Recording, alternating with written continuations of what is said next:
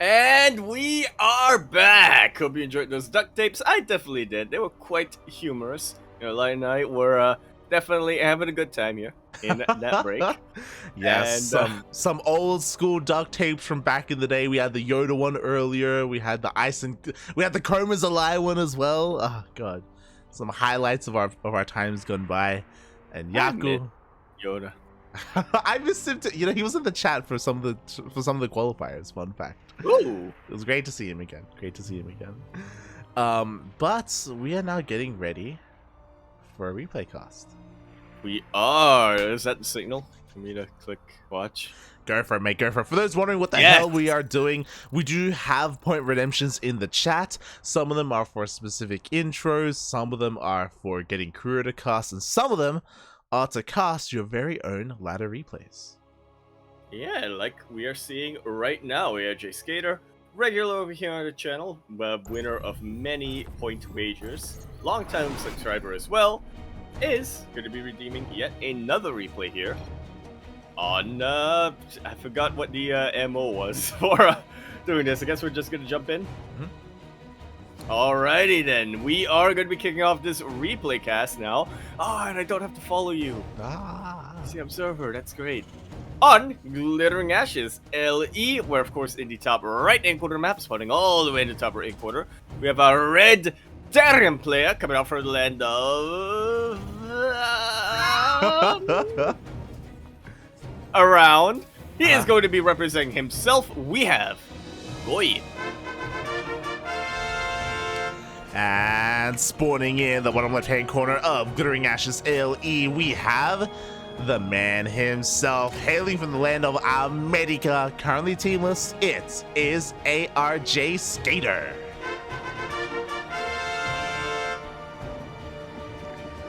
Of course, he is everybody's favorite skater boy.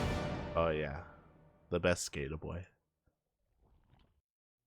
We'll never say see you later to this boy.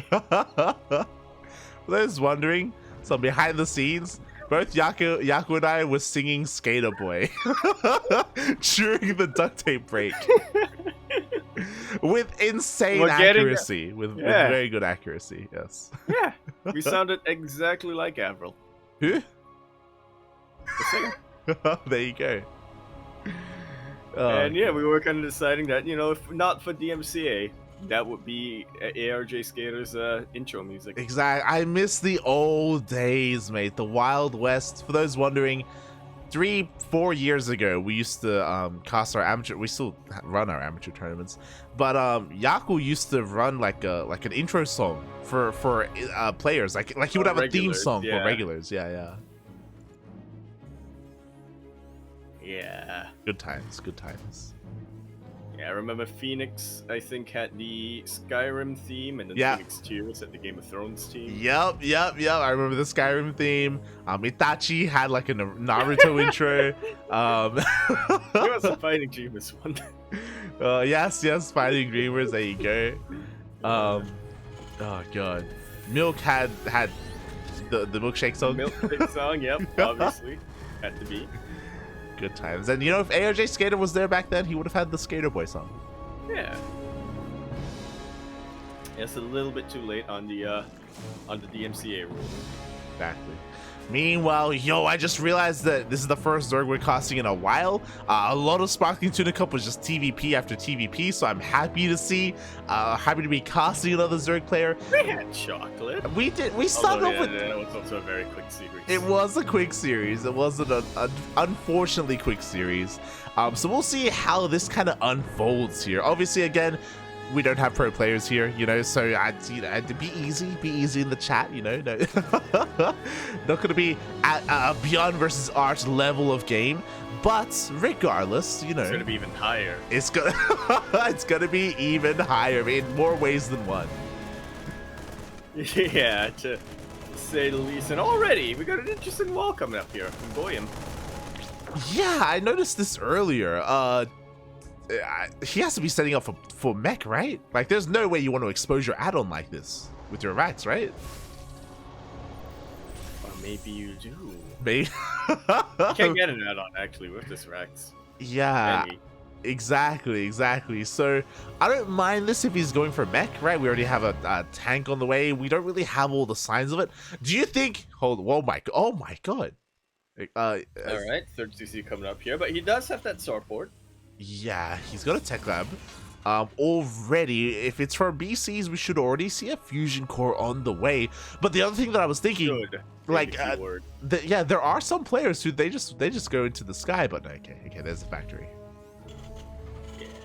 Yeah. Yep. It is going to be mech coming out from a red Terran player, and he did delay his Reaper for quite some time, but thankfully he is not neglecting the scout. arjsk8er, meanwhile, going for a nice and standard Ling Bane into Lair. Yeah, and it's a good thing you pointed that out because that is a pretty fast lair. We don't have Evo chambers, gases have just been taken here, but the Reaper Scout is so crucial. He gets into the main base, goes down into the natural. arjsk8er was a little bit idle with his Lings, and because of that, Goyim scouts the lair. Very important. So it's a very important scout for him to see, and yeah, he not only sees the early lair, he takes note of the gases. Well, his Reaper saw the additional gases. I'm hoping he took note of that. Yeah, I would hope so. Like, he has a piece of the puzzle. This isn't Spire 100%, but from what we can tell, this should be 4 fast meters. There is the 4th gas being taken. Bathing speed is started, so arjsk8er being a little bit safer here. But Goyim should be playing this safe as well. He can be set up to start morphing in some Thors, but at the moment, arjsk8er is going for a bit of a Link Flood.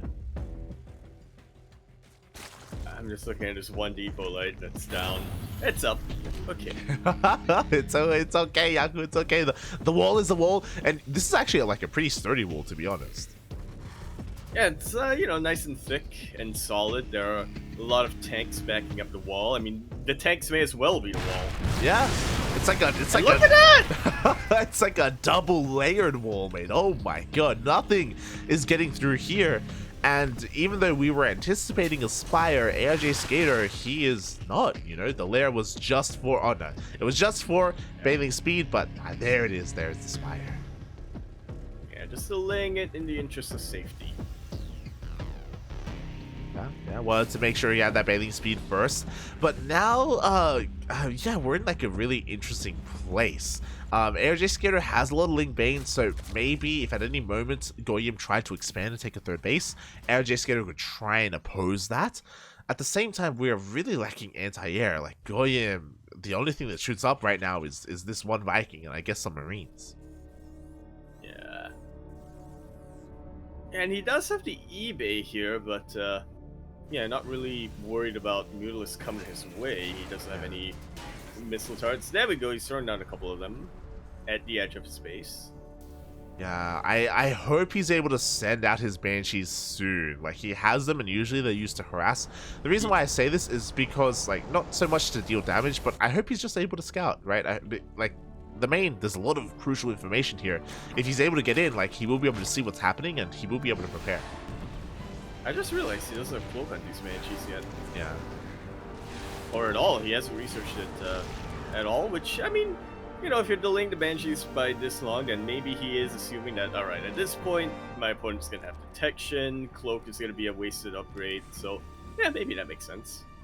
Yeah, I mean, I don't think cloak would be that crucial at the moment. Yo, the first Thor is on the way. I love it. Blindly going into Thor's, blindly rounding out his army means that, hey, even though he didn't scout, he's going to have an answer to mutants. You say blindly, I say intuitively. No, you're not. Sense the disturbance. You're not wrong. Like, I'm sure he was probably looking at his own natural, and he's like, mate, I have enough tanks. I may as well start some Thors. Just in case. Yeah, it makes sense. It makes sense. Something that I am shocked by the way, and I did notice it earlier, and I was hoping that maybe it would be remedied. Goyim hasn't made an SCV down here in a long time. He's just like me.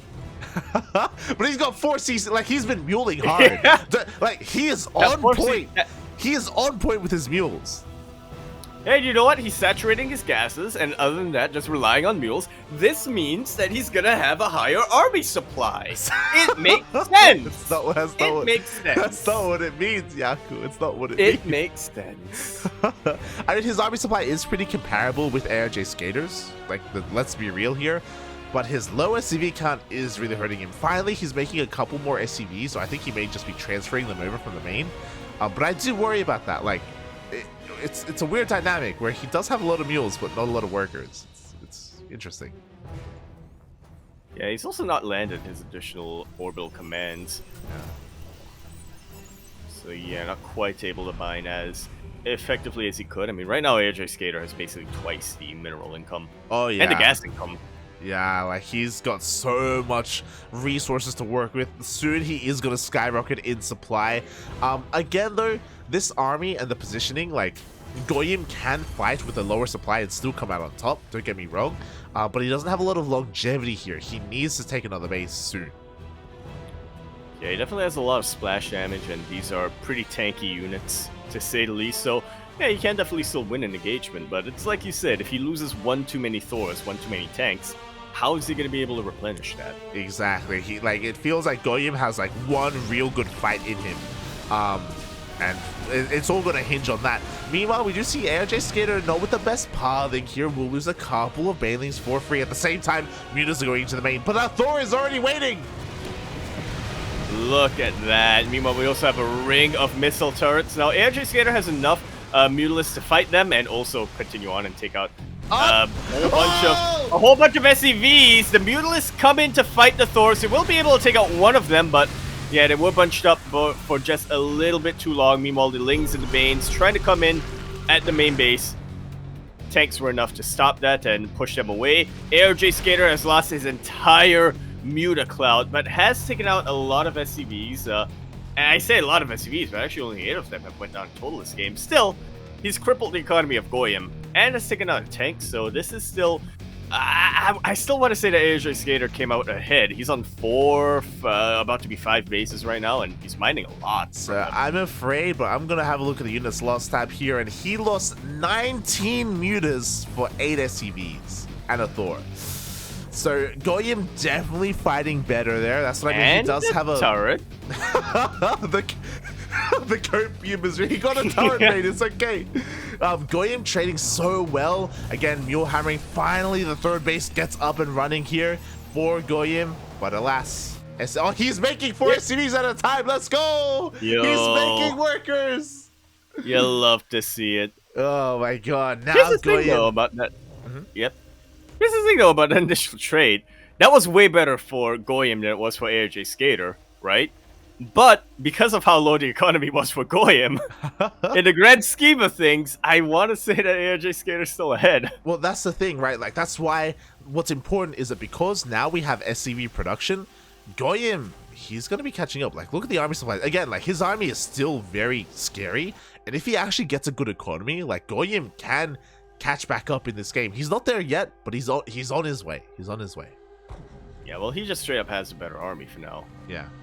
arjsk8er also, didn't really realize, or he didn't really know that mech was coming his way until that initial push in with his Ling Banes and Mutas. So now he's gonna have to take a little bit of time to readjust his army composition. Yeah, reevaluate. That's the word. Getting the Corruptus now, eventually gonna get Brood Lords once his hive finishes up and the Great Aspire gets thrown down. But more importantly, he had to throw down a Roach Warren, which he was not planning to do at all at the start of this game. Yeah, I think you raise a good point. It's something that we've seen from arjsk8er, period, throughout all the games that we've casted of him, in all these replay casts, is that he typically has a really good roadmap to a game. He sees mech, he's like, I know what to do. I go Corruptors, I'll get a Hive, and I'll get into Broodlords. Like, he has a plan, he has a game plan, he knows what he needs to do. Getting there, he's also, again, he's droning, he's at 80 workers, he has a nice base count, Greater Spire is already on the way, so he just needs time is all. But in doing so, he's also giving his opponent time as well, so it's like a bit of a double-edged sword. Yeah, it's kind of a bit of a trade there. And his 4th CC still hasn't landed. Yeah. Oh! the Yaku curse on that tank. The- Right. Actually, I don't think it's even cursed. I think it's just a Marine messing it up. Oh no, Marine, let him free, puppy! Let him free! Okay, there we go, there we go. The Marine does back up, and the tank will be able to escape the clutches of the main base. Oh. But I do worry now, because again, we have a decent amount of tanks. Look at the unit tab. What do we have to work with? We have 6 Thors, and we're not stopping Thor production, so Goyim will have a half-decent army against Broodlords, you know? Thor's, like, as long as the target fire is on point, he can deal with them. Yeah, there's always an opportunity for Brute Lords to take advantage of some dead air and chip away with their Brutelings, prevent the Thors from advancing and getting on top of those Brute Lords. But all it really takes is one volley from these Thors to mess up a Brute Lord's day. Oh yeah, it doesn't take too much. And you know how before you were talking about how, like, yo, if he has less workers, he has more army. Now that's starting to come to fruition. That's what I was telling you, right? It makes sense, mate. How Goyim is playing. Mate, arjsk8er's maxed out. He has equal supply with his opponent. Goyim still has 40 supply to work with. Like, his army. That's what I'm saying, dog. If arjsk8er is passive, the Terran army is going to get larger, and it's going to get a little bit out of control, mate. And arjsk8er is not being passive, but there are enough defenses here for Goyim to hold the line. That's a whole lot of Lings and Banes not taking out anything. I mean, I guess a couple of supply depots, but it's not really an issue here. Exactly. arjsk8er, he's replacing the Ling Bane with Roaches, which is kind of okay. Ideally we have Ravagers, right? Biles are so important, especially against siege tanks. But we don't have enough supply to really morph in any Ravagers. So, and we also don't have any supply for Broodlords. I just realized he's maxed out. He cannot make Broodlords right now. Yeah, I guess that's why he was trying to get rid of his Ling Bane, but yeah, unfortunately he got a little bit too eager on the Roach button. Yeah, like, we ourselves were getting a little bit too ahead of ourselves. arjsk8er needs to clear things up. He needs to get rid of workers. He needs to get rid of roaches. He needs to make Broodlords. Otherwise, like, how is he going to fight this? Yeah, he needs to get rid of some Overseers. SMH. The mutas come in, and I mean, again, the time for mutas have come and gone. Getting rid of the mutas is probably a good thing at this point. Yeah, gonna be able to take out a couple of missile turrets on his way, and now, yeah, here comes the Brute Lords. They are coming down. Beautiful. Yeah, just clearing up some more of these mutas, making more room for Brood Lords. He's forcing the Thors into a corner too. He is. The Thors also may not be in the correct mode as well against Brood Lords as well, so there's always that to consider as the Brood Lords are preparing themselves. They also don't have the best upgrades. arjsk8er, despite having a lot of workers and bases, has been neglecting his Spire upgrades. Yeah, just kind of noticing that. He doesn't have flyer weapons, and he doesn't have flyer carapace, so these Brute Lords are definitely going to be a bit more fragile than you like them to be. But we'll see if that comes into play. Yeah, meanwhile, the Brood Lords are about to rock up here. I love it. The tanks do on siege, and Goyim is getting ready, mate. He has a massive army right now, but he has to break through. The Thors have to get through these Brood Lords at the top of the wall. Oh my god! Oh, you love to see it. Vikings even helping out a little bit. And now the Thors are coming forward. They are chewing away at every single one of these Brute Lords. I thought for sure the Roaches were going to help out, but they are just obliterated by the tanks. Look at that. Look, that's what I was telling you, like. The lower the worker supply, the higher the army supply. Like, and Goyim is running away with this. You're like, mate, I was doing this 3 years ago. 40 workers. It's all you need, mate. It's all you need. It's a sweet spot, you know, 45. Yeah. That's why Phoenix Tears' username ends in 45. 45 if you're feeling a little bit crazy, you know? Yeah. 45 so you have some extra to repair your units. There we go. The boys are here. That's a year my dad left. That's a Raven comes What is in. wrong with you? What is wrong with you? Throws down it should be throwing down another anti-armor missile. Yep, there we go. It covers everything. There are a lot of cracklings though on the ground, and the tank's actually doing a little bit of friendly fire, but it ain't quite enough. Or is it? It will see, mate. The Brood Lords are going to be able to break on through. Again, I feel like the tanks hurt more than they help. There's only a single Thor remaining. It looks like arjsk8er is barely going to hold. Yeah, but Goyim almost took it here. Yeah. I'm definitely with you there, Light. I think that was a very unfortunate timing to unsiege. If not for the friendly fire from the tanks, I definitely think Goyim would have been able to continue pushing and have a really good force. Yeah. And that's what we were also saying about the double-edged sword, you know. He has a low worker supply, so he had a very high army supply, but it only takes one fight to not go his way for him to be completely unable to replenish his army, and now the Brute Lords are uncontested. Yeah, Goyim has been working on that one army the entire game for the last. I just realized we've been in this game for 20 minutes. I didn't even realize. That's yeah, this game is a lot of tap in this game. Yeah, it flew by. Not gonna lie. I had to double check. I had to make sure that we weren't accidentally on like the higher speed. Yo, the target fire is insane. A couple of mate, he's gonna hold. He's gonna kill the Brute Lords. There's only 2 left. But they are roaches, and there's not a buffer for the tanks. So yeah. He almost held. Yeah, the roaches are gonna waddle on in. These are upgradeless roaches. Who needs roach speed? As they break on forward, third base is in shambles, and there's just. But it's no anti-air for arjsk8er. These Vikings. The Vikings will clean everything up. Unfortunately, the roaches are just doing so much on the ground. Yeah. And this is just about a done deal. I mean, I would say that arjsk8er is camping the production, but there is no money to make use of that production anyway, so... Yeah, there's actually 0 mining right now. There's literally 0 mining. Yeah, these SUVs, they're out of a job. These mules are gonna fall. Yeah, unfortunately, Goyim is just mass repairing with his SUV, so he's literally going to hit 0. He has 0 minerals right now. he has no money. He is broke, and he needs to send his workers back to work. Oh god, there's still minerals in the natural. Or go back. Get rid of his workers. Free up room for more army.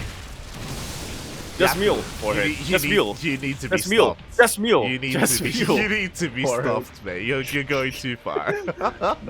This is too much. This is too much. You get out. Stop him. This is an intervention. Mine. Just what we're having. Well, this is Goyim's Alamo, and just like the Alamo, he is gonna fall. Did they fall? You know.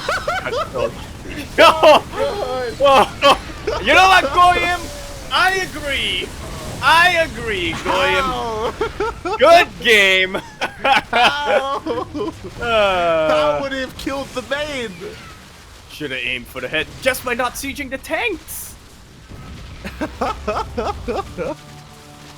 I agree, Goyim. To be fair, he did though. He did. 100%. He did, yeah, mate. He did. He just needed to not jump. He just needed to not see. His tanks killed him. GG! GG! He did GG in the end, which is nice of him. And arjsk8er takes that ladder match. That was, I thought his series against Joss was was something to behold. This was another one. This was another series to behold here. From the NA ladder. Oh my god. Yeah, welcome to NA ladder. GG. GG, well played. What a game there, what a game. And even though arjsk8er seemed to be in control there, like I mean, there was a really great fight we say for the seemed. Yeah. I don't think he was ever not in control there. Well, he wasn't really in control of the initial few engagements, sure, but he always had the map control. He was mining off of, I think, 5 bases, while his opponent Goyim was still mining off 3 bases. So, yeah, if he wanted to, he could have been even greedier, but he was absolutely always in control. Oh, God. Yeah. Congratulations. Well played, arjsk8er. Well played. Thank you for submitting your replay, and we appreciate it. It was a fun one. Yes. It always is when we do see an arjsk8er replay, I feel. And, yeah, that was definitely, as much as, as he was saying that arjsk8er was definitely in control for most of the map, I gotta feel like there was an opportunity there for Goyim. He only had one. I mean, we were talking about it, like, he just had better fights. He straight up had better fights until the very end. Like, Goyim, unfortunately, just didn't have the best engagement pushing across the map, you know, the friendly fire was insane.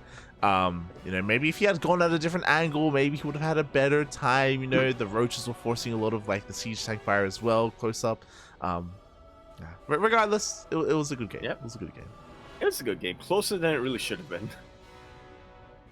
Because really, Goyim should have just rolled over. Yeah, 100%, clearly. After the first fight, yeah. That was 100% what it was. So good on arjsk8er for, you know, defending as well as he did. And being able to counterattack as well. Yeah. GG, well played. And again, this is just something special that we do every now and then. You know, in the chat, you can redeem your points and you can kind of request a replay cast. But you also not have to be a subscriber. That is something that I think, you know, some people are a little bit confused about. You do not have to be subscribed to the channel. You just need to join !Discord in the chat, and then, you know, let us know from, say, the general chat, or, you know, maybe you can find us from the tab, and if you want to DM us, you can DM us as well and say, hey, this is the replay that I want to redeem.